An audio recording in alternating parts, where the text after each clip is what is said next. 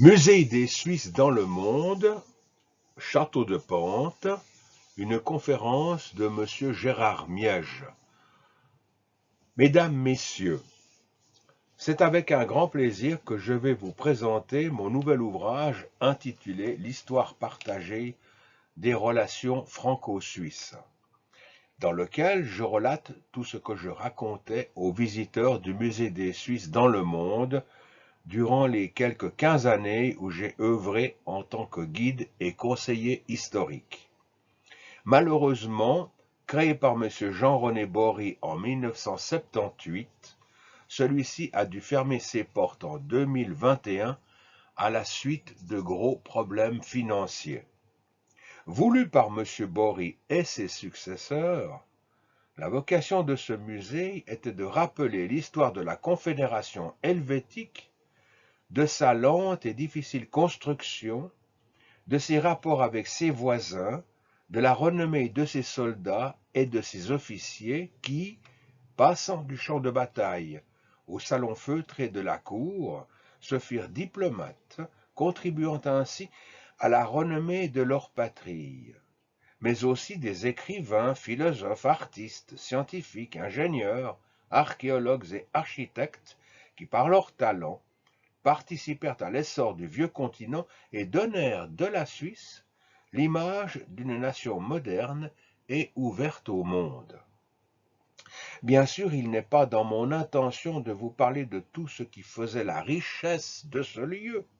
Je me cantonnerai donc, dans cette vidéo, à vous parler des relations politiques et militaires qui lièrent la France et la Suisse du XVe siècle, règne de Louis XI, jusqu'aux événements qui suivirent la chute de l'Empire napoléonien. Cela étant dit, je vous invite, mesdames, messieurs, à entrer dans l'histoire que racontait ce musée.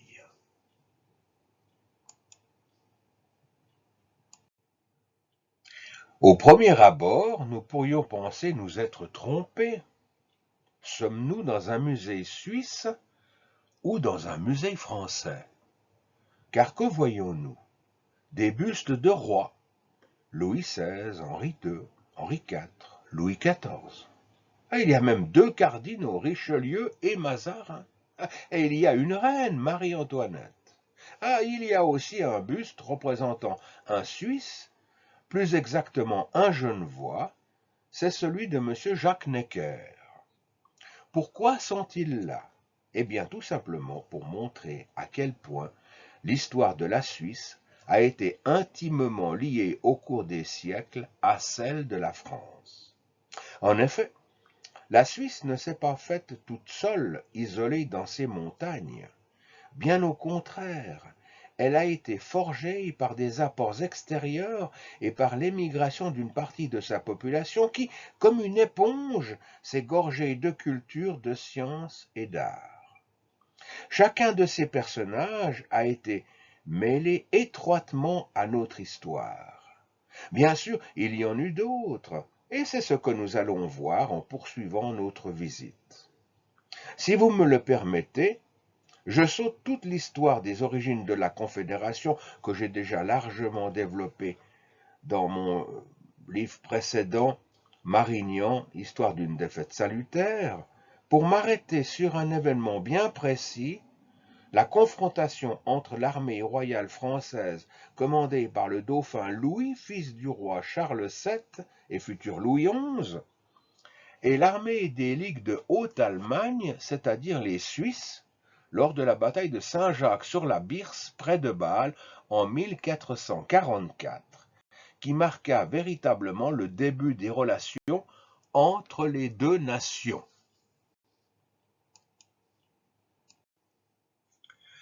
Sans entrer dans trop de détails, nous savons que le 28 octobre 1444, à Ensisheim, en Alsace, le dauphin Louis avait signé la paix avec les Suisses qu'il avait vaincus quelques mois plus tôt à Saint-Jacques-sur-la-Birse, petite localité située au sud de Bâle. En effet, les troupes du dauphin, fortes de plus de 10 000 hommes, avaient affronté 1 500 jeunes Suisses qui, avant de tous succomber, avaient réussi à tuer plusieurs centaines de soldats de l'armée royale. Admiratif de leur courage, Louis avait vite compris à quel point ces hommes étaient redoutables et que son intérêt était de s'en faire des alliés. Voici un extrait de ce fameux traité d'Ensisheim, je cite. « Nous, Louis, fils aîné du roi de France Charles VII, pour l'honneur de Dieu, établissons bonne intelligence et ferme amitié avec les gens spirituels et temporels, nobles, bourgeois et paysans des villes et des communes de Bâle, Berne, Lucerne, Soleure, Uri, Schwytz, Unterwald, Zug et Glaris, avec leurs sujets et alliés quelconques, tout comme si nous, le dauphin et nos gens, n'avions jamais été en guerre avec eux. Ils jouiront de la liberté du commerce avec tous les pays du roi très chrétien, et nous nous emploierons pour que les nobles d'Autriche qui faisaient la guerre à la ville de Bâle ou à d'autres cantons suisses acceptent la paix, sinon nous nous unirons aux cantons pour les y contraindre. » Fin de citation. Quelques années plus tard, en 1453, pour consolider cette bonne et perpétuelle amitié, le roi Charles VII signait avec les Suisses, à Montil-les-Tours, le premier traité d'alliance perpétuelle entre la France et les confédérés. On donna le nom de capitulation du latin capitulum à ces alliances, du fait qu'elles comprenaient plusieurs chapitres dont le plus important concernait le service militaire à l'étranger. Outre les avantages que les signataires en tiraient, elles avaient aussi pour but d'empêcher les engagements individuels, plus précisément le mercenariat, qui avait montré sa dangerosité et qui, malheureusement, le montrera encore au cours des guerres de Bourgogne, d'Italie et de religion. Comme le dit l'historien franco-suisse Alain-Jacques Tornard, et je cite, « Les capitulations militaires formaient un chapitre spécial traitant des modalités du recrutement et du service, des aspects financiers et judiciaires. » Fin de citation. Dans ces traités, les devoirs et les droits des parties contractantes étaient strictement définis.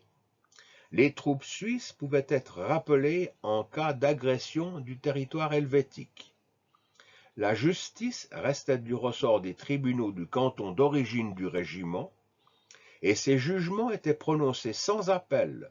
Aucune autorité étrangère, pas même celle du souverain qui les avait engagés, ne pouvait les casser. Les officiers suisses pouvaient accéder aux plus hautes charges dans les armées qui les employaient. Les soldats bénéficiaient de nombreux avantages, exemption de taxes sur plusieurs produits de consommation, droit de s'établir dans le pays, de s'y marier, d'y posséder un bien et d'y faire du commerce tel celui du vin ou du fromage, et soldes plus élevés que les troupes nationales. De plus, dès 1685, après la révocation de l'édit de Nantes par Louis XIV, les soldats de confession protestante pouvaient pratiquer leur religion.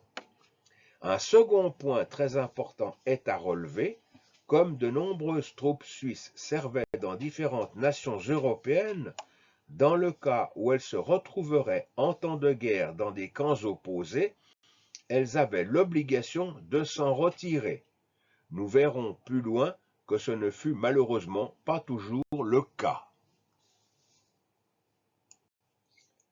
Bien sûr, comme tous les serments, cette relation privilégiée entre la France et la Suisse fut quelquefois remise en question, et ce fut le cas au début du XVIe siècle, lorsqu'après s'être servi entre 1501 et 1503 des troupes suisses pour reconquérir le Milanais, Louis XII avait refusé de leur céder comme promis plusieurs vallées du sud des Alpes et les avait licenciés sans les payer. Cette décision allait entraîner de fâcheuses répercussions pour le roi. En effet, entraîné par le cardinal valaisan Mathieu Schinner, qui, comme le pape Jules II, avait une haine tenace contre la France, plusieurs cantons, dès 1509, se détournèrent pour plusieurs années de l'alliance avec le roi et se rallièrent à la coalition anti-française qui groupait le Saint-Siège, le Saint-Empire et le duc Sforza de Milan. La mort de Jules II au mois de février 1513 et l'arrivée sur le trône de Saint-Pierre de Léon X, un pape plus préoccupé d'architecture que de conquête militaire, ne changea rien. La guerre continua et le 6 juin 1513, malgré leur infériorité en nombre et en pièces d'artillerie, les Suisses réussirent à battre l'armée royale à Novare. Alors, profitant de la débâcle française, les Suisses tournèrent leurs forces et foncèrent sur la Bourgogne. Au mois de septembre 1513, renforcés par quelques milliers de lansquenets et par l'artillerie de l'empereur du Saint-Empire, ils mirent le siège devant Dijon. Après un intense bombardement, les murs menaçant de s'écrouler, le gouverneur de la ville, Louis de la Trémoille, réussit à stopper les Suisses en leur promettant, au nom de Louis XII, de leur payer les arriérés de solde et de leur verser une grosse indemnité de guerre. Confiant en la parole de ce grand capitaine et tout heureux d'un dénouement si rapide, les Suisses, contre l'avis de leurs alliés impériaux, levèrent le siège et rentrèrent dans leur pays. Mais mal leur en prit, car à peine y était-il arrivé qu'ils apprirent que le roi refusait d'honorer la parole de Louis de la Trémoille. Ce comportement abject ne fit qu'accroître leur ressentiment, et durant une année, ils ruminèrent de quelle façon ils allaient pouvoir se venger. Mais, le 1er janvier 1515, la mort de Louis XII contrecarra leurs plans. En effet, le roi n'ayant pas de descendant direct, le sceptre revint à son cousin François Ier, un jeune et fringant prince qui n'avait qu'une ambition, reconquérir le duché de Milan, qu'il estimait lui revenir de droit. Or, pour parvenir à ce but, il savait que sans l'appui des Suisses, il ne pourrait y parvenir. C'est pourquoi, et sans perdre de temps, il leur fit de juteuses promesses. Malheureusement pour lui, celles-ci n'eurent pas de succès car les Suisses, peut-être imbus de leur victoire précédente, ambitionnaient eux aussi de s'approprier plusieurs régions situées au sud de leur territoire. De plus, ils exigeaient que la France abandonnât tout projet d'expansion en direction de l'Italie. Alors, n'ayant plus d'autre issue, François Ier se décida à passer à l'action. Après avoir franchi les Alpes en empruntant des cols que les Suisses n'avaient pas gardés, cols de Vars, de l'Arche et d'Aniel, et envahi en quelques jours tout le nord de l'Italie, l'armée royale s'établit à Marignan, petite localité située au sud de Milan. Et c'est dans une plaine marécageuse qu'eut lieu entre le 13 et le 14 septembre 1515 la terrible rencontre entre les deux belligérants. Plus de 20 000 Suisses et quelques milliers de Milanais restés au service du duc Sforza affrontèrent durant 2 jours l'armée franco-vénitienne placée sous les ordres des généraux Jacques de Trivulus, Louis de la Trémoille, Charles de Bourbon et Bartholoméo d'Alviano, armée forte de près de 50 000 hommes, de 2 500 chevaux et d'une formidable artillerie. Le premier jour fut une véritable boucherie dont personne ne sortit vainqueur. Seule la nuit arrêta les combats qui reprirent avec encore plus de vigueur dès le lendemain. Cependant, vers le milieu de la matinée, l'arrivée inopinée de la cavalerie vénitienne porta un coup fatal au fameux carré des Suisses qui, voyant venir un anéantissement complet, quittèrent le champ de bataille dans une discipline tout helvétique en emportant leurs blessés et leurs bannières. Le désastre de cette bataille, qui fit plus de 10 000 morts du côté suisse, fit prendre conscience aux autorités de la Confédération qu'il était temps de mettre un terme à leur ambition territoriale. François Ier remporta ce jour-là une victoire retentissante et pour marquer les esprits, il fit frapper une médaille sur laquelle l'on pouvait lire « J'ai vaincu ceux que seul César avait pu vaincre ». C'était en 58 avant Jésus-Christ, lors de la bataille de Bibracte. Et, imitant le dauphin Louis après la bataille de Saint-Jacques sur la Birse, admirateur du courage des soldats suisses, en 1516, François Ier accorda au corps helvétique une paix perpétuelle, consolidée en 1521 par une alliance perpétuelle qui allait perdurer jusqu'à la prise du palais des Tuileries le 10 août 1792. À partir de cette date, donc 1521, l'alliance perpétuelle, les alliances militaires, renouvelées de règne en règne, scellèrent l'amitié entre les deux peuples. Ainsi, à chaque fois que l'un était en difficulté, l'autre lui venait en aide. Et un des cas les plus remarquables se produisit durant le temps des guerres de religion. En 1567, alors que le roi Charles IX et sa mère Catherine de Médicis avaient dû se réfugier dans la ville de Meaux pour échapper aux troupes huguenotes de Condé et de Coligny, qui cherchaient à s'emparer de leur personne, ce fut le colonel lucernois Louis Pfiffer d'Altishoffen, avec ses 6000 piquiers stationnés à Paris, qui vint à marche forcée les libérer et les ramener sains et saufs dans sa capitale. Cet acte de bravoure lui valut de somptueux présents et aux confédérés la reconnaissance du roi qui s'exclama « Sans mes bons compères les Suisses, ma vie et ma liberté eussent été en très grand branle. » Eh bien, comme le disait Charles IX, ces relations privilégiées se firent de plus en plus solides durant tout le XVIe siècle, et tout particulièrement de la mort de François Ier en 1547 à l'assassinat d'Henri IV en 1610. Ce demi-siècle fut marqué par une période de chaos politique et de violence interconfessionnelle auquel on a donné le nom de guerre de religion. De fait, ce terme de guerre de religion recouvrait un ensemble de révoltes tant religieuses que politiques. En effet, la crise engendrée par la Réforme fut le prétexte qu'invoqua une partie de la noblesse française pour se révolter contre le pouvoir royal, brisant par là l'unité confessionnelle et politique sur laquelle reposait l'ensemble de la société.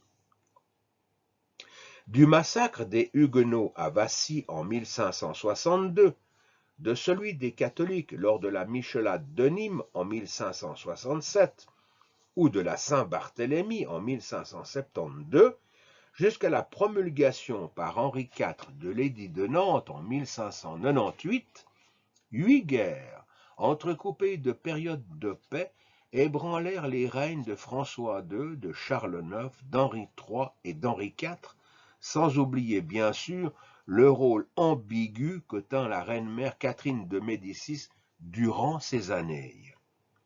Souvent acculés par leurs adversaires, soit les Huguenots, soit les ultra-catholiques, abandonnés par une partie de leur aristocratie pour maintenir leur pouvoir, ces souverains durent faire appel à leurs bons compères des ligues de Haute-Allemagne, c'est-à-dire aux Suisses, qui restaient encore leurs plus fidèles alliés, et cela malgré la désunion que la Réforme avait entraînée au sein même de leur confédération. En effet, si la plupart des cantons restés catholiques acceptaient toujours de servir la cause royale, en revanche, ceux qui avaient adopté la réforme refusaient et mettaient leurs troupes au service des princes protestants en lutte contre l'autorité royale. L'on vit alors des Suisses servir dans les deux camps au risque de devoir s'affronter sur les champs de bataille, voire de participer à d'horribles carnages tels celui de la Saint-Barthélemy.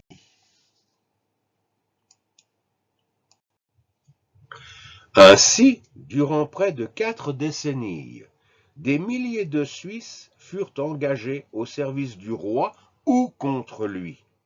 À leur tête, plusieurs capitaines se firent remarquer par leur vaillance et par leur connaissance de la chose militaire. Ils avaient pour nom Guillaume Fröhlich, Gebhard Tamann, Guillaume Tuginer, Louis Pfiffer d'Altishofen, Gaspard Galati de Glaris, Jost Greder et combien d'autres encore. Ils s'illustrèrent avec leur régiment sur nombre de champs de bataille, permettant ainsi au roi ou à ses ennemis de remporter la victoire. Pour se convaincre de leur vaillance, il suffit de citer ce que le général français Suzanne écrivait en 1875 dans son Histoire de l'infanterie française, je cite « Pendant les guerres du XVIe siècle, les Suisses ont presque constamment formé le tiers et quelquefois la moitié de notre infanterie. Mais l'appoint numérique qu'ils nous apportaient n'a été que la moindre partie de la force qu'ils procuraient à notre pays. Ils l'ont servi encore bien plus par leur exemple, dans un moment où tant de causes entravaient chez nous l'établissement et le développement de l'infanterie. Les Suisses, au service de France, y furent toujours des modèles de bravoure, de tenue et de discipline, et l'on n'a jamais pu leur faire d'autre reproche que celui de tenir à être payés très exactement. » Fin de citation. Un autre témoin, Henri de Schomberg, maréchal de France sous Louis XIII, disait « Un corps de Suisse est dans une armée française ce que sont les os dans un corps humain, non seulement pour leur valeur, mais surtout par leur discipline et patience, qui ne se décourageaient par aucun revers ni retardement. Aussi, les Suisses sont aussi fiers à la fin d'une campagne qu'au commencement. »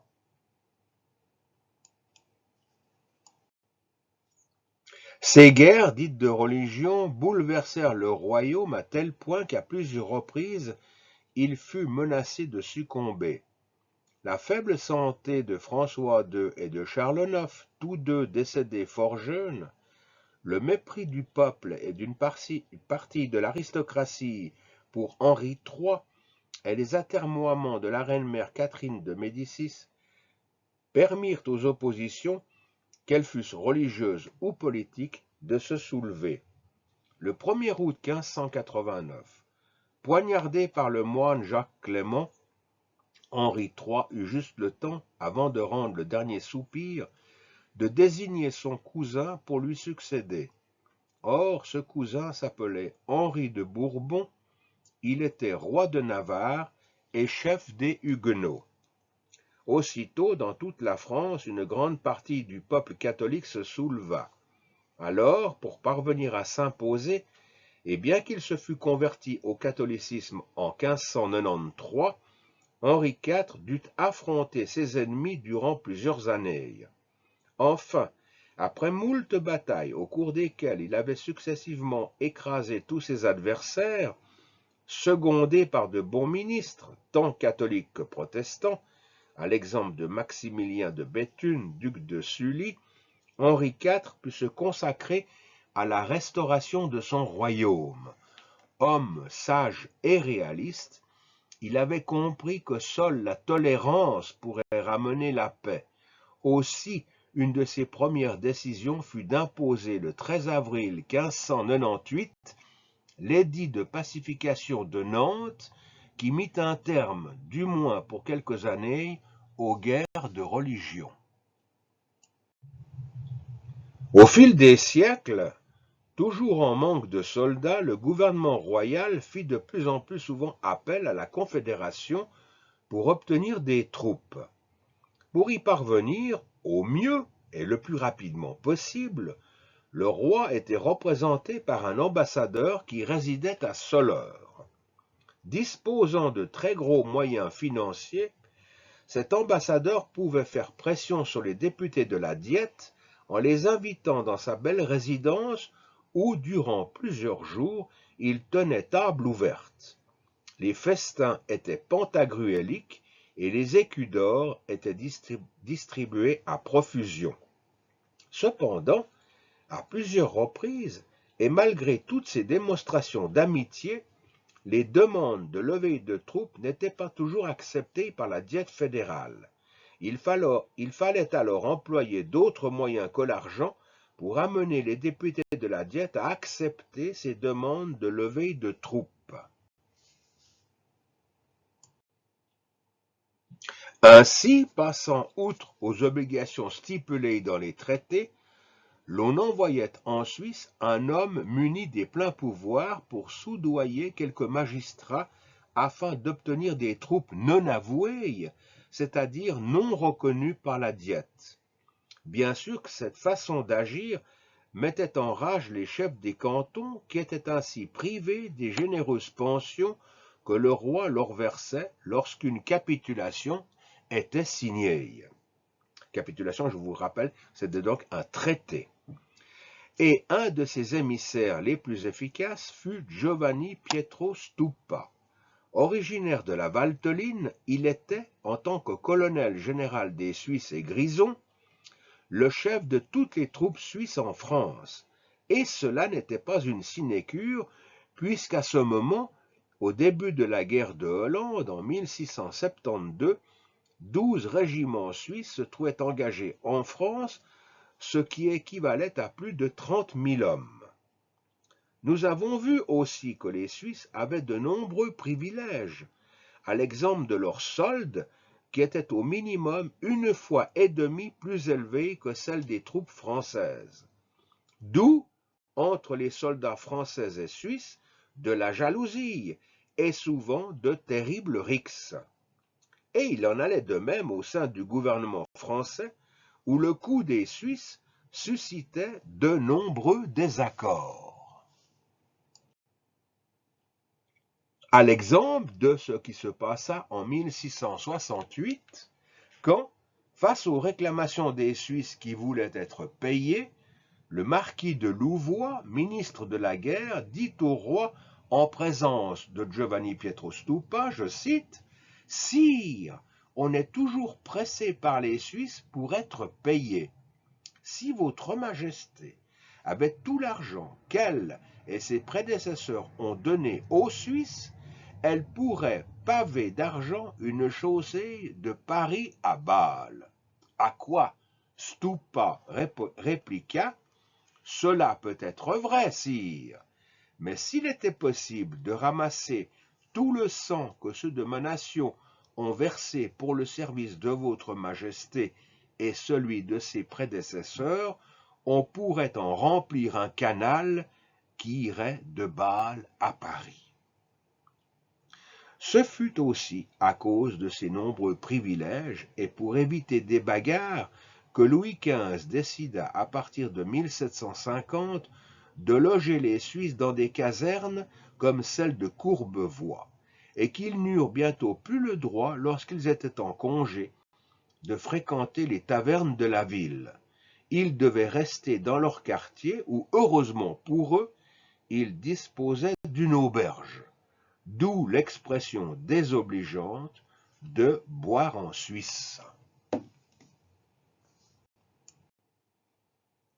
Outre ces 12 régiments permanents, il en est 2 autres dont il faut se souvenir.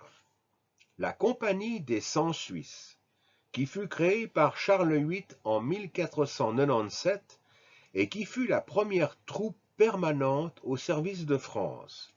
Son drapeau barré d'une croix blanche sur lequel figurait sa devise « Ea est fiducia gentis » voici la fidélité de cette nation, flotta au vent de la monarchie pendant plus de 3 siècles. Commandée par un capitaine-colonel français, la Compagnie des 100 Suisses était un corps d'élite attaché exclusivement à la protection rapprochée du roi. Elle le précédait dans les grandes manifestations, elle était stationnée à l'intérieur des résidences royales et en temps de guerre, elle se tenait au plus près du souverain. Le régiment des gardes suisses, qui fut créé par Louis XIII en 1616, dont la tâche principale consistait à doubler les gardes françaises, assurant ainsi la sécurité du roi à l'extérieur des résidences royales. Sa devise était « honneur et fidélité », c'étaient les fameux habits rouges. En 1667, sous le règne de Louis XIV, les troupes suisses au service de France prirent une telle importance qu'il fallut créer la charge d'inspecteur général des Suisses et Grisons, qui fut confiée à des officiers suisses. Avant de poursuivre, il me faut encore préciser une chose. Si les Suisses pouvaient être considérés jusqu'à une certaine époque, ou lors d'épisodes guerriers bien précis, comme des mercenaires, tels que les définit le duc de Lévis-Mirepoix dans son Histoire de la France féodale, je cite, « Ces montagnards, les Suisses, fort pauvres, mais rompus aux exercices de l'infanterie, et d'une bravoure indomptable, pratiquaient la guerre comme une sorte d'industrie, et louaient leurs services à qui les payait bien. » Fin de citation. En revanche, dès la signature des premières capitulations, les régiments suisses devinrent des troupes auxiliaires rémunérées par le souverain qui les avait engagés. Ainsi, et pratiquement sans interruption, dès la signature de la paix perpétuelle en 1516 et de l'alliance perpétuelle en 1521, les Suisses, ou du moins une certaine partie d'entre eux, restèrent fidèles à la monarchie française, et cela jusqu'au massacre des Tuileries en 1792. J'ai dit pratiquement sans interruption, car même lorsque le royaume leur devait des arriérés de solde considérables, ils continuaient leur service, démentant ainsi le dicton populaire qui disait « point d'argent, point de Suisse ». Cet adage revient à Racine dans sa comédie Les Plaideurs, qui fait dire à Petit-Jean, un portier, sûrement d'ailleurs un Suisse, « point d'argent, point de Suisse », et ma porte était close. Une question nous vient alors à l'esprit. Pourquoi ces régiments continuaient à servir? Eh bien, tout simplement parce que la diète fédérale, les oligarques suisses qui détenaient le pouvoir dans certains cantons, et la bourgeoisie d'affaires en attendaient de juteuses récompenses, tant politiques que commerciales. Comme le dit l'historien Alain-Jacques Tornage, je cite, « On assistait ainsi à un échange de bons procédés, des soldats suisses gages d'une bonne entente et de compréhension mutuelle contre les fruits de l'alliance, des selles et des pensions. » Fin de citation. Et de plus, osons le dire, les liens qui unissaient les deux nations remontaient si loin dans le passé que dans les coins les plus reculés de la Confédération, quand dans les chaumières l'on évoquait les hommes partis au service de France, l'on n'avait pas besoin de connaître le nom du souverain. L'on disait tout simplement « ils sont chez le roi », ce roi qui depuis Charles IX les appelait « mes bons compères les Suisses », c'était tout dire. Et ne nous le cachons pas, pendant longtemps, l'attachement des Suisses pour le roi de France fut profondément sincère, car il leur apparaissait non seulement comme le garant de leur liberté face à l'Autriche, mais aussi comme leur principal employeur. Cela étant dit, permettez-moi, mesdames, messieurs, de vous citer quelques chiffres qui nous montreront l'importance du service des capitulations, de son absolue nécessité pour un pays relativement pauvre et se trouvant souvent dans l'incapacité de nourrir et de donner du travail à sa population. Du XVIe siècle au milieu du XIXe, dans une Suisse peuplée de 500 000 à 1,5 million d'habitants, plus de 2 millions de soldats furent engagés pour servir dans les différentes armées européennes, dont 1 million pour le seul service de France. Et sur ce million d'hommes, pour respecter leur serment, plus de 300 000 y laissèrent la vie. Sans vouloir entrer dans trop de détails, sachons simplement que François Ier en employa 163 000, Louis XIII 54 000, Louis XIV 120 000, Louis XV 80 000 et Napoléon Ier plus de 30 000. En 1789, au moment où éclatait la Révolution française, il y avait encore plus de 25 000 Suisses en France. Ainsi, suivant les époques et les événements militaires, les troupes suisses pouvaient représenter de 10 à 50% du total de l'armée royale. Un exemple, lors de la guerre de succession d'Espagne, 60 000 Suisses se trouvaient sur les champs de bataille de tout le continent, 25 000 en France, 11 000 en Hollande, 6 500 en Autriche, 6 500 en Espagne, 9 500 au service de Savoie, 2 000 en Pologne, sans compter ceux de la garde pontificale.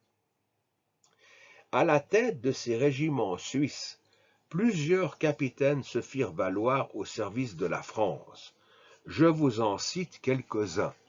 Guillaume Fröhlich, qui servit sous François Ier et qui s'illustra à la bataille de la Bicoque en 1522 et à celle de Cérizole en 1544.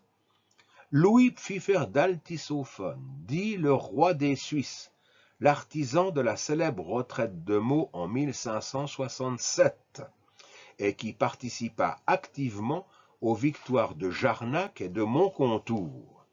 Gaspard Galati de Glaris, premier colonel du régiment des gardes suisses, celui qu'Henri IV appelait mon cher compère. Giovanni Pietro Stupa, colonel général des Suisses et Grison, l'artisan en 1672 des régiments suisses permanents au service de France. Jean-Louis d'Erlach, gouverneur français de la forteresse de Brissac, puis lieutenant général en 1647. Il participa à la campagne de Flandre l'année suivante, puis fut nommé commandant de l'armée française en Allemagne en 1649. Jean-Jacques d'Erlach, patricien bernois, qui fut à la campagne des Flandres et au siège de Maastricht en 1673. François de Reynold, lieutenant général des armées de Louis XIV, grand-croix de l'ordre de Saint-Louis, qui se distingua aux batailles de Fleurus, de Steinkerk, de Nerwinden et de Denain. Il termina brillamment sa carrière, puisqu'il fut, dit-on, élevé à la dignité de maréchal de France. Maurice de Courtonne, lieutenant général, qui, en 1759, incita Louis XV à créer l'ordre du mérite militaire pour récompenser les officiers protestants qui ne pouvaient recevoir la croix de Saint-Louis. Pierre-Victor de Besenval de Soleure, inspecteur général des Suisses et Grison, qui s'illustra durant la guerre de 7 ans. Dès le milieu du XVIIIe siècle, les conflits se faisant plus rares, sur ordre du duc de Choiseul, Besenval réforma les régiments suisses qui furent alors employés à de nombreux travaux d'assèchement des marais ou à la construction de routes. Inspecteur général des troupes suisses et plus particulièrement chargé de maintenir l'ordre à Paris au moment de la Révolution, pour éviter un bain de sang, Pierre-Victor de Besenval ordonna à ses soldats de ne pas s'interposer et de rester dans leur caserne. Cette décision laissa le champ libre aux émeutiers qui purent alors s'emparer le 14 juillet 1789 de la forteresse de la Bastille. Louis-Auguste Augustin d'Affry, colonel général des Suisses et Grisons dans les ultimes années du règne de Louis XVI et père de Louis d'Affry, premier landamann de la Suisse issu de l'acte de médiation. Landamann équivaut à président. Charles Léodegar Bachmann, capitaine aux gardes suisses et défenseur du palais des Tuileries le 10 août 1792, arrêté et guillotiné le 3 septembre suivant. Amédée Emmanuel de la Harpe, le frère de Frédéric César de la Harpe, originaire du pays de Vaud, général dans les armées révolutionnaires, tué en Italie en 1796 lors de la première campagne d'Italie aux côtés de Bonaparte. Jean-Louis Régnier, un Vaudois, commandant de corps dans la Grande Armée, ministre de la guerre de Joachim Murat, roi de Naples. Jean-Pierre Girard, un Genevois, général de brigade dans la Grande Armée, créé baron d'Empire en 1809. Nicolas de Castella, un Fribourgeois, inspecteur général des Suisses en France, baron d'Empire et commandeur de la Légion d'honneur. Jean-Pierre de Chalère, capitaine fribourgeois, qui fut tué au passage de la Bérésina le 28 novembre 1812. Au moment où j'évoque la campagne de Russie de 1812, il faut souligner la bravoure de plusieurs centaines de soldats suisses qui se sacrifièrent pour empêcher les troupes du maréchal Tchitchagov de s'emparer des 2 ponts construits sur la Bérésina, ce qui permit à des dizaines de milliers de soldats de la Grande Armée, et enfin de ce qu'il en restait, de les traverser et d'éviter ainsi d'être massacrés par les Cosaques. Permettez-moi de vous lire un extrait des mémoires du lieutenant Thomas Legler, originaire du canton de Glaris, qui fut à cette bataille. Le soir du 28 novembre, 300 survivants répondirent à l'appel sur les 1300 hommes que comptaient encore les 4 régiments suisses. 1000 de nos braves, de nos héros, s'étaient sacrifiés au cours de cette résistance tenace. Toute la journée, ils s'étaient battus comme des lions sans attacher le moindre prix à leur vie. L'ange de la mort avait sévi d'une façon terrible. Ces héros durent être fiers d'avoir, par leur courage, préservé la grande armée de la destruction. Le soir de la bataille, le général de division Merle exprima son appréciation de ce sacrifice en ces termes. « Braves Suisses, vous avez tous mérité la croix de la Légion, je ferai mon rapport à l'empereur. » Il est indiscutable que ce jour-là, nous avions occupé la place d'honneur, car si nous avions cédé la route à l'ennemi, qui se tenait sur la rive droite, celui-ci se serait trouvé en une demi-heure, et avec des forces importantes, devant les 2 ponts en question, et tous ceux qui étaient encore sur l'autre rive auraient été faits prisonniers. Fin de citation. Pour terminer cette longue liste, qui est bien sûr incomplète, il me faut encore citer le général Jomini, qui aurait pu prodiguer de bons conseils à l'empereur s'il n'avait pas abandonné sa cause pour celle du tsar Alexandre du fait d'un différend avec le maréchal Berthier, prince de Neuchâtel. Tous ces hommes servirent Charles VII, Louis XI, Charles VIII, Louis XII et François Ier, de 1562 à 1598 durant les guerres de religion. Ils soutinrent Henri II, François II, Charles IX, Henri III et Henri IV. De même, ils furent au service de Louis XIII, de Richelieu et de Mazarin durant toute la durée de la guerre de 30 ans, 1618-1648, aux guerres que mena Louis XIV, guerre de dévolution, guerre de Hollande, guerre de la Ligue d'Augsbourg, guerre de succession d'Espagne, durant le règne de Louis XV, guerre de succession de Pologne, guerre de succession d'Autriche, guerre de 7 ans. Ils furent aussi à la pacification de la Corse, et ils participèrent à toutes les batailles que le Directoire, le Consulat et l'Empire durent engager pour répondre aux nombreuses coalitions qui s'était dressée contre la France révolutionnaire et la France impériale. Après la chute de l'Empire, la Diète fédérale ayant reconnu la légitimité du gouvernement royaliste, ils furent encore au service de Louis XVIII et de Charles X. En 1830, après la révolution des Trois Glorieuses, pour des raisons pécuniaires, Louis-Philippe prit la décision de dissoudre les régiments suisses. En revanche, il créa la Légion d'honneur, la Légion étrangère, dans laquelle, à nouveau, s'engagèrent de nombreux Suisses. Ils servirent ce roi, de même que l'empereur Napoléon III.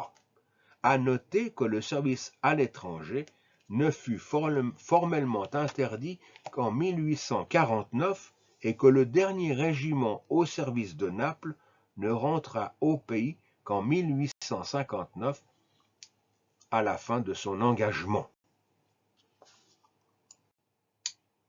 Durant tous ces siècles, à plusieurs reprises, les autorités des cantons avaient été confrontées à un terrible dilemme, car du fait de leur politique d'alliance, des soldats suisses pouvaient se retrouver dans des camps opposés. Bien sûr, cette éventualité avait été prévue dans les accords militaires, et dans ce cas extrême, les régiments suisses avaient l'obligation de se retirer du champ de bataille.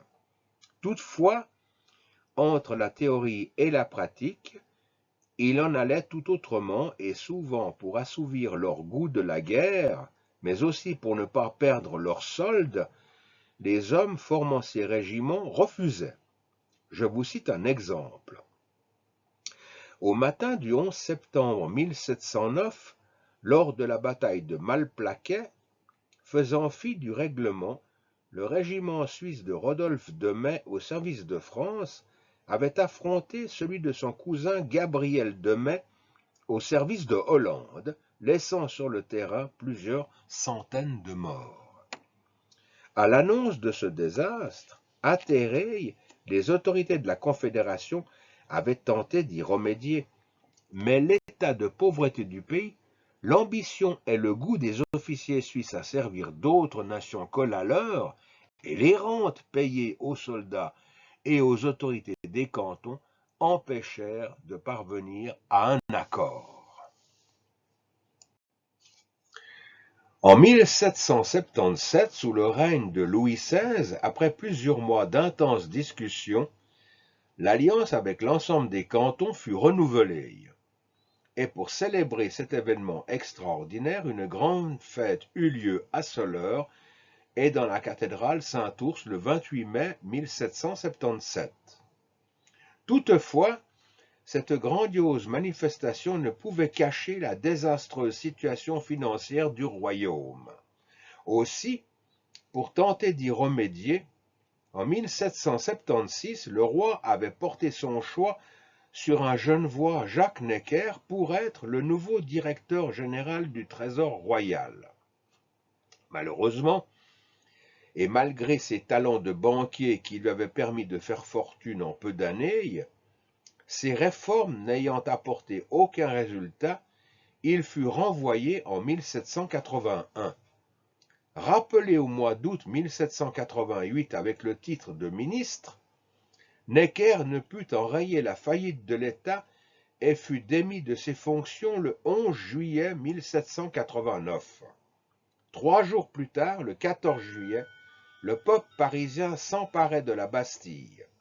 Rappelé en urgence 2 jours plus tard, son opposition à Mirabeau et à l'émission des assignats poussa Necker vers la sortie et le 4 septembre 1790, il donna sa démission. De ce moment, il donnait sa démission. De ce moment, plus rien ni personne ne put arrêter les révolutionnaires, parmi lesquels se trouvaient plusieurs Suisses. Le Genevois Étienne Clavière, qui fut ministre des contributions publiques dans le gouvernement girondin. Le Vaudois Jean-Nicolas Pache, qui fut ministre de la guerre puis maire de Paris.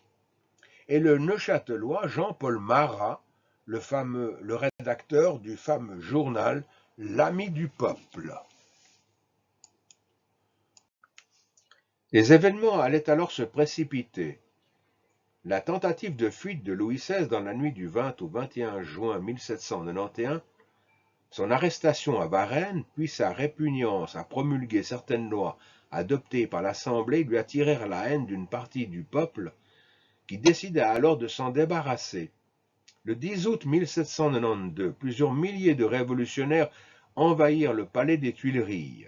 Fidèles à leur serment, plusieurs centaines de gardes suisses se sacrifièrent pour défendre le roi et sa famille.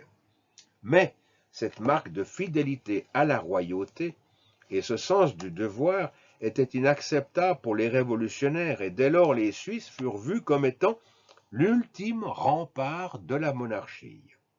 C'est pourquoi, dès après les massacres de septembre et la chute du trône, l'alliance avec les confédérés fut dénoncée par le nouveau gouvernement français, la Convention nationale, et les troupes suisses sommées de quitter le pays, deux décisions qui allaient entraîner la suspension des relations entre les deux pays de 1792 à 1796.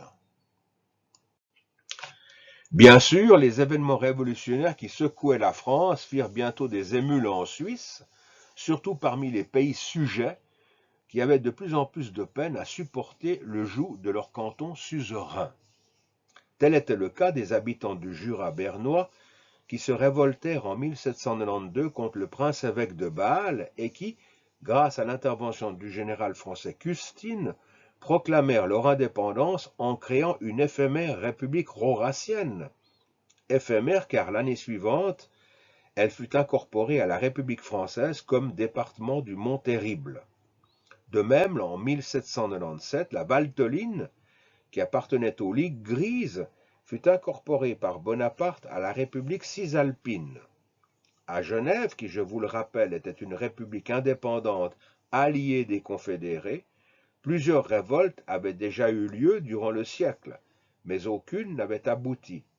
Cependant, l'annexion de la Savoie à la France en 1792 isola complètement la vieille République et précipita sa chute. Le 15 avril 1798, elle était annexée à la République française et Genève devint le chef-lieu du département du Léman. Dans le pays de Vaud, sujet du canton de Berne, le désir d'indépendance se faisait de plus en plus pressant. Deux hommes réfugiés à Paris usèrent alors de leur influence pour inciter les autorités françaises du Directoire à agir. Il s'agit du Vaudois Frédéric César de la Harpe et du Bâlois Peter Hawks. Ainsi, dès le début de l'année 1798, l'entrée en Suisse de plusieurs armées françaises précipitèrent les événements. Le 23 janvier 1798, la Révolution éclatait à Lausanne et le 24, un comité dit de réunion proclamait l'indépendance du pays de Vaud qui fut érigé en une république lémanique. Alors, comme une traînée de poudre, la Révolution s'étendit à l'ensemble de la Confédération. Berne fut attaquée par deux armées françaises, une au nord commandée par le général Schauenburg et une deuxième au sud sous les ordres du général Brune.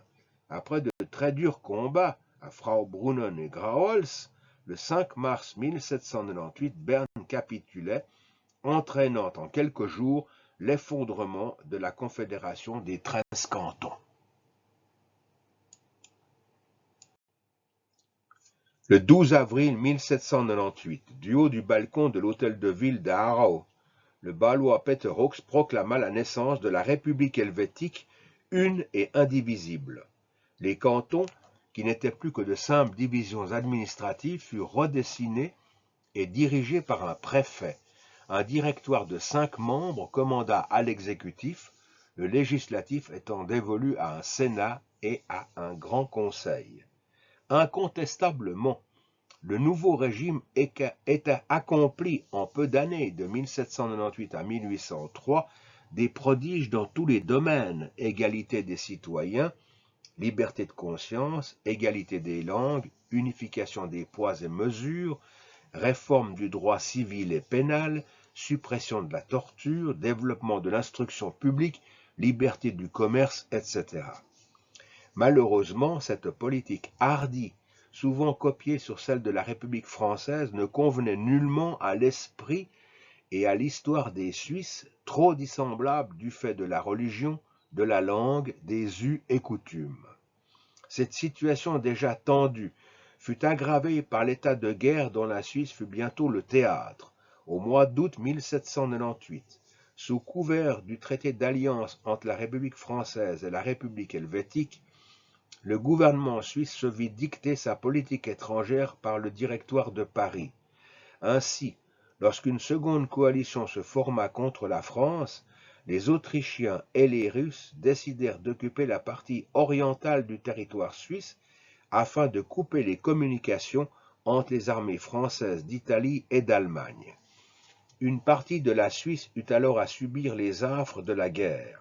La première bataille eut lieu au sud de Zurich en juin 1799 et fut gagnée par l'archiduc Charles d'Autriche, mais la seconde, en septembre 1799, placée sous le commandement du général Masséna, fut au bénéfice des Français qui, après avoir vaincu les Russes du général Korsakov, redevinrent maîtres de la situation. Cependant, rien n'était réglé. Secouée par de nombreuses révoltes populaires, la République helvétique sombrait dans les affres de la guerre civile. Ce fut à ce moment où tout semble perdu qu'intervint un homme nouveau, le général Bonaparte, qui, à peine revenu d'Égypte, s'était emparé du pouvoir au mois de novembre 1799 et était devenu le premier consul d'une république cernée de tous côtés par l'ennemi. Pour desserrer l'étau, il lui fallait tout d'abord garantir la frontière orientale du pays en faisant de la Suisse une base stratégique face à l'Autriche, à l'Allemagne du Sud et à l'Italie. Malheureusement, comme nous venons de le voir, à ce moment, la République helvétique était secouée par différentes révoltes populaires. Il était donc urgent pour Bonaparte d'intervenir dans le but de rétablir l'ordre. D'ailleurs, à sa manière, il le fit savoir. Je le cite. « J'ai besoin par-dessus tout d'une frontière qui couvre la Franche-Comté. Je veux un gouvernement suisse stable et solide, ami de la France. » Il faut dire que Bonaparte connaissait bien la Suisse. En bon stratège, il l'avait étudiée de fond en comble lorsqu'il avait traversé le pays de Genève à Bâle pour aller signer le traité de paix entre l'Autriche et la France à Rastatt en novembre 1797. Fort de ces réflexions, il avait donc décidé de redonner à la Suisse une constitution de type fédéraliste qui était mieux à même de répondre aux souhaits de la population et plus fidèle à son histoire. Dans cette idée, une nouvelle constitution fut élaborée sous l'égide du premier consul. Connue sous le nom de traité de la Malmaison, elle fut adoptée par le corps législatif helvétique le 29 mai 1801. Toutefois, ce traité, en partie élaboré par et à l'étranger, n'eut que peu d'écho en Suisse et n'apporta pas le calme espéré. Bientôt, la situation devenant incontrôlable, le 30 septembre 1802, Bonaparte décida d'intervenir, je le cite, « Habitants de l'Helvétie, vous offrez depuis 2 ans un spectacle affligeant. Des factions opposées se sont successivement emparées du pouvoir. Vous vous êtes disputés 3 ans sans vous entendre. Si l'on vous abandonne plus longtemps à vous-même, vous vous tuerez 3 ans sans vous entendre davantage. Votre histoire prouve d'ailleurs que vos guerres intestines n'ont jamais pu se terminer que par l'intervention efficace de la France. Il est vrai que j'avais pris le parti de ne me mêler en rien de vos affaires, mais je ne puis ni ne dois rester insensible au malheur auquel vous êtes en proie. Je reviens sur ma résolution, je serai le médiateur de vos différends. Il n'est aucun homme sensé qui ne voit que la médiation dont je me charge est pour l'Helvétie un bienfait de cette providence qui, au milieu de tant de bouleversements et de chocs, a toujours veillé à l'existence et à l'indépendance de votre nation. car il est temps enfin que vous songiez que si le patriotisme et l'union de vos ancêtres fondèrent la République, le mauvais esprit de vos factions, s'il continue, la perdra infailliblement, et il serait pénible de penser qu'à une époque où plusieurs nouvelles républiques se sont élevées, le destin eût marqué la fin d'une des plus anciennes. Fin de citation. Le 10 décembre 1802, il convoqua à Paris 60 délégués de tous les cantons et de tous les partis. Et d'emblée, il leur exposa les bases de la Constitution qu'il désirait voir adoptée, je le cite.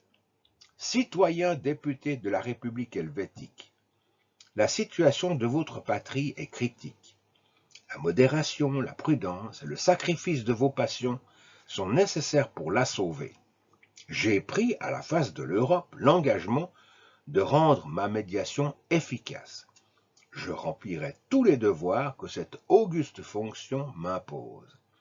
Mais ce qui est difficile sans votre concours devient simple avec votre assistance et votre influence.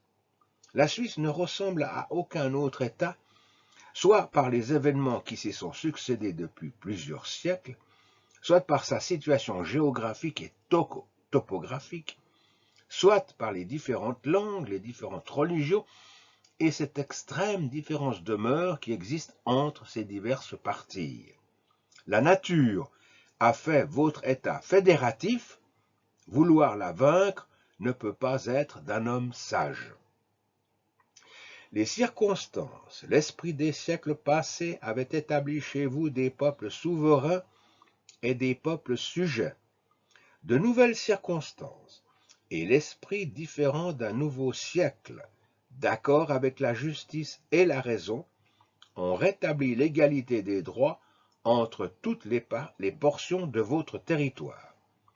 Ce qui est en même temps le désir, l'intérêt de votre nation et des vastes États qui vous environnent est donc 1.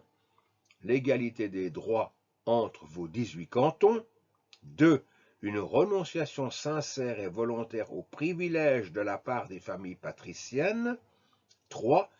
Une organisation fédérative où chaque canton se trouve organisé suivant sa langue, sa religion, ses mœurs, son intérêt et son opinion. Je méditerai tous les projets, toutes les observations que collectivement ou individuellement ou par députation de canton, vous voudrez me faire passer. Fin de citation. Dans ce but, une commission de 4 sénateurs, François Barthélemy, Jean-Nicolas Desmeuniers, Pierre-Louis Roder et Joseph Fouché, fut alors mise en place pour encadrer cette Consulta Helvetica. Enfin, après 1 mois et demi de discussions souvent houleuses, le 19 février 1803, Bonaparte promulgua l'acte de médiation qui permit à la Suisse de retrouver, sinon sa pleine et entière indépendance, du moins sa tranquillité. Le 21 février 1803, Bonaparte accueillit aux Tuileries et en grande pompe l'ensemble des députés suisses. Puis, pour mettre un point final à cette affaire, il adressa un dernier mot au député bâlois Peter Hawks, celui qui avait en 1798 proclamé la naissance de la République helvétique. « Monsieur Hawks, lui dit-il, la révolution est finie. » Avec l'acte de médiation, la Suisse redevenait une confédération formée de 19 cantons souverains. Appenzell, Argovie, Bâle, Berne, Fribourg, Glaris, Grison, Lucerne, Saint-Gall, Schaffhouse, Schwyz, Soleure, Tessin, Thurgovie, Unterwald, Uri, Vaud, Zug et Zurich, dont le lien central était une diète fédérale dans laquelle chaque canton envoyait son ou ses députés. Chaque année, pendant 1 mois, cette assemblée se réunissait alternativement dans les 6 plus grandes villes du pays, à savoir Fribourg, Berne, Soleure, Bâle, Zurich et Lucerne. Le canton accueillant devenait le canton directeur et son premier magistrat portait le nom de Landamman. Il n'y avait plus en Suisse ni pays sujet, ni privilège de lieu, de naissance, de personne ou de famille. La libre circulation des personnes, des denrées, des bestiaux et des marchandises était garantie. Aucun droit d'octroi, d'entrée ou de douane ne pouvait être établi dans l'intérieur de la Suisse. Des 13 cantons qu'il avait composés jusqu'en 1798, la Confédération s'agrandit de 6 nouveaux États, essentiellement formés des anciens pays sujets ou alliés, à savoir Argovie, Turgovie, Tessin, Vaud, Saint-Gall et Grison. Bonaparte nomma Louis d'Affry, premier Landamman. Issu d'une vieille famille patricienne fribourgeoise ayant fourni durant plusieurs générations des officiers au service du roi de France, il avait été un des représentants du canton de Fribourg à la Consulta Helvetica. Le 22 février 1803, Bonaparte faisait savoir par un courrier à Talleyrand, le ministre des Relations extérieures, je cite « Je désire, citoyen ministre, que vous expédiez un courrier extraordinaire au général Ney pour lui faire connaître que l'acte de médiation a été prononcé, qu'il est convenable que M. d'Affry soit bien reçu et bien traité à Berne, qu'il doit lui donner une garde d'honneur française et suisse, comme au premier magistrat du pays, qu'on doit lui marquer les plus grands égards, devant honorer en lui une nation amie qu'il est de notre intérêt de concilier et de nous attacher. » Ainsi, de 1803 à fin 1813, devenu satellite du Grand Empire, la Suisse de la médiation ne dut sa survie et sa tranquillité qu'au respect scrupuleux de ses alliances avec celui qui depuis 1804 était devenu l'empereur Napoléon Ier. L'obligation de fournir annuellement 4 régiments de soldats, soit 16 000 hommes, suscita de telles critiques qu'à partir de 1811, ce chiffre fut ramené à 12 000. Autre point à soulever, le blocus continental imposé à l'Angleterre finit par mettre à mal l'économie du pays. L'importation du coton et de la soie fut pratiquement impossible, sauf à passer par le marché noir en provenance de Russie. À l'inverse, cette situation encouragea le développement de nouvelles techniques dans les domaines de l'agriculture et du tissage. Cependant, à partir de 1812, pour Napoléon et pour son empire, la situation allait brusquement changer. En effet, pour forcer le tsar Alexandre Ier à respecter le blocus continental, l'empereur avait décidé d'envahir le territoire russe. Mais cette décision allait lui porter un coup mortel et, comme nous l'avons vu précédemment, le forcer à retraiter dans le plus grand désordre. Après la bataille de Leipzig en 1813, la débarque de l'armée napoléonienne permit aux alliés Russie, Autriche et Prusse d'arriver aux portes de la Suisse. En dépit d'une proclamation de sa neutralité dans le conflit, les troupes autrichiennes du général Boubna entrèrent dans le pays par Bâle et Schaffhouse et, traversant tout le pays, arrivèrent à Genève le 30 décembre 1813. Comprenant que la situation était désespérée, le général français Jordy, qui commandait la place pour éviter un bain de sang, retira ses troupes de la ville. Aussitôt, les autorités genevoises se déclarèrent gouvernement provisoire et se prononçaient pour un retour à l'indépendance. Dans le même temps, Neuchâtel, qui avait été donné au prince Berthier, retourna sous la suzeraineté du roi de Prusse. Le Valais, qui jusqu'alors avait été incorporé à l'Empire sous le statut de département du Simplon, s'affranchissait aussi. Berne tenta en vain de retrouver ses anciennes possessions, à savoir l'Argovie et le pays de Vaud, mais à la demande pressante du général Jomini et de César de la Harpe, Alexandre Ier de Russie intervint et consacra le statu quo politique des nouveaux cantons établis par l'acte de médiation. La Diète, réunie à Zurich, adopta une nouvelle constitution qui permit de sceller en 1815 un nouveau pacte fédéral. Après sa première abdication le 6 avril 1814, Napoléon fut relégué sur l'île d'Elbe qui lui avait été concédée comme royaume par les Alliés. Mais le 1er mars 1815, il s'en échappait et retrouvait son trône pour une centaine de jours. En effet, battu lors de la bataille de Waterloo en juin 1815, il abdiquait une seconde fois. Puis, s'étant rendu aux Anglais, il fut déporté sur l'île de Sainte-Hélène, où il devait rendre le dernier soupir le 5 mai 1821. Le 12 août 1815, le Genevois Pictet de Rochemont fut envoyé à Vienne pour représenter les intérêts suisses au congrès de ladite ville. Son grand mérite fut d'obtenir des puissances du continent, France comprise, la reconnaissance de la neutralité perpétuelle de la Confédération helvétique. Le 16 mars 1816 prit fin la conférence de Turin, qui, entre autres sujets, fixa définitivement les frontières du canton de Genève. Ainsi, à cette date, la Suisse se retrouvait voisine de 7 pays, la France, le Piémont-Sardaigne, l'Autriche, le Liechtenstein, la Bavière, le Wurtemberg et le Grand-Duché de Bade. En politique intérieure, 22 cantons égaux en droit formaient la nouvelle confédération dont l'autorité supérieure était dévolue à une diète fédérale dans laquelle chaque canton avait une voix. Berne, Zurich et Lucerne devenaient à tour de rôle le siège du gouvernement. En résumé, la période de la médiation permit à la Suisse, en dehors des vicissitudes de la guerre à ses frontières et d'un certain marasme économique dû au blocus continental, de prendre conscience de son unité, de faire l'apprentissage de son caractère multiconfessionnel et de son plurilinguisme. Tous ces éléments, essentiels dans la vie du pays, formèrent la base sur laquelle en 1848 fut construite la Suisse moderne.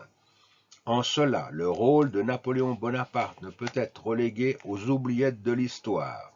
Par son intervention directe dans les affaires de la Suisse, il avait poussé les gouvernants à des réformes en profondeur qui, bien après sa chute, restèrent gravées dans sa législation. Voilà, mesdames, messieurs, j'en arrive à la fin de ce récit qui nous a permis de survoler 4 siècles de relations politiques et militaires entre la France et la Suisse. Bien sûr, notre regretté musée des Suisses dans le monde présentait à ses nombreux visiteurs beaucoup d'autres sujets. Chaque salle était dédiée à un sujet bien particulier.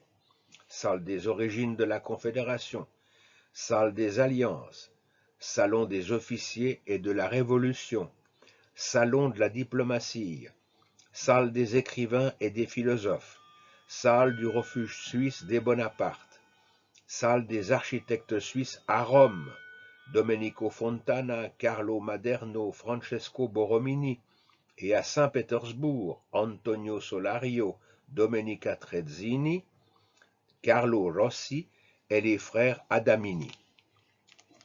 Salle des archéologues et égyptologues suisses, Naville, Burckhardt, Jequier. Salle des Suissesses dans le monde, Adèle Dafri, Anna Maria Sibylla Merian, Marie-Groes Tussaud, Angelica Kaufmann, etc. Et salle de la garde pontificale, avec un magnifique portrait de son commandant, d'un de ses commandants, Jules-Maxime Repon. Tout cela sans compter les nombreuses expositions temporaires qui s'y tenaient. Voyez que le terrain était riche de découvertes et de culture.